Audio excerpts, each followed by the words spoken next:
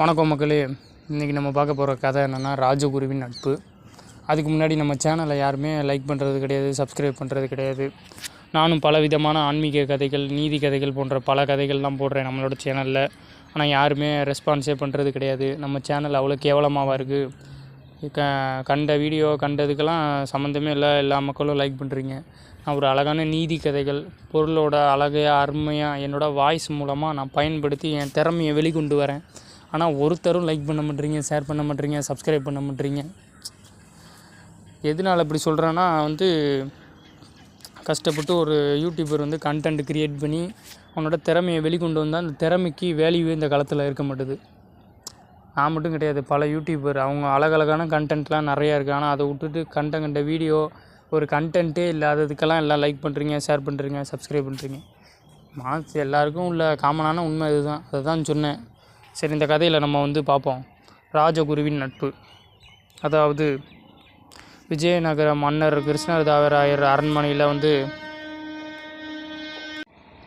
கிருஷ்ணதேவராயர் அரண்மனையில் தாத்தாச்சாரியர்னு ஒரு ராஜகுரு இருந்தார். அவர் அந்த ராஜகுரு என்ன பண்ணார்னா, தெனாலிங்கிற கிராமத்துக்கு போய் அங்கே உள்ள மக்கள்லாம் பார்த்துட்டு வர போனார், மன்னர் உத்தரவுப்படி. அப்படி போயிருக்கிறப்ப விகடகவியாக அறிவுலையும் திறமையிலையும் பேச்சு திறமையிலையும் சிறந்தவனான தெனாலிராமன் ராஜகுருட்ட நல்லா பேசி மெய் சிலிர்க்க வச்சு, இந்த மாதிரி உங்களோட அரண்மனையில் எனக்கு ஒரு வேலை வாங்கி கொடுங்க அப்படின்னு ரெஃபர் பண்ணி விட்ற சொல்கிற மாதிரி எனக்கு ஒரு மன்னர்கிட்ட பேசி எனக்கு ஒரு வேலை வாங்கி கொடுங்க விகடகடியாக உங்கள் அரண்மனையில் அப்படின்னு ராஜகுருட்ட சொல்கிறாரு.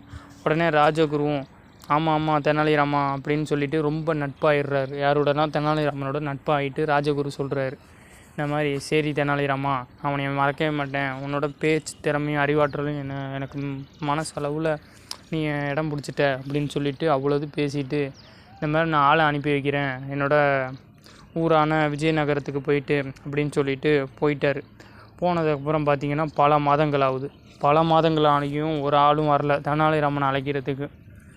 இது கேள்விப்பட்ட தெனாலிராமன் என்ன ஆளுவே யாருமே வரலையே, இப்போ என்ன பண்ணுறதுன்னு ரொம்ப பயந்து கவலைப்பட்டு நமக்கு வேலை கிடைக்காம போயிருமோன்னு. ஏன்னா ஆல்ரெடி அவர் ஏழ்மையில் தான் இருந்தார் ஏற்கனவே. அதனால் மனைவி மக்கள் எல்லாரையும் கூட்டிக்கிட்டு நடந்தே ஒரு 4 நாள் நடந்தே விஜயநகரத்தை அடைஞ்சிட்டார். இப்போ அடைஞ்சு அங்கே உள்ள ராஜகுருவோட வீட்டுக்குள்ளே போகிறாரு.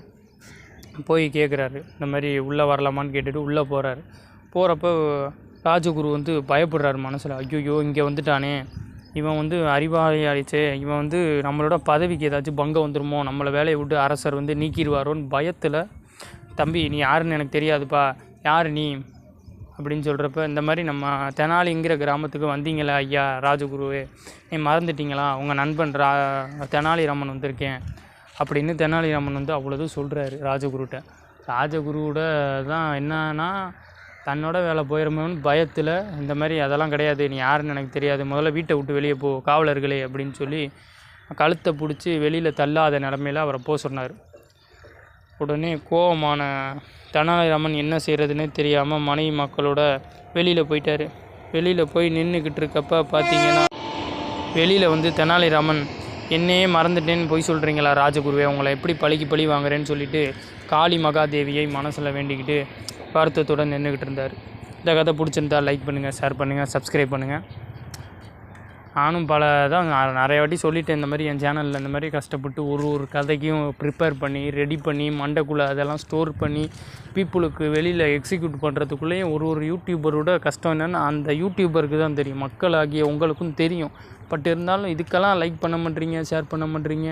ஆனால் எதுக்கோ பண்ணுறீங்க, அதான் என்னான்னு புரியலை நமக்கு. நம்ம சேனலை சப்ஸ்கிரைப் பண்ணுங்கள். சித்தனின் கதைகள்.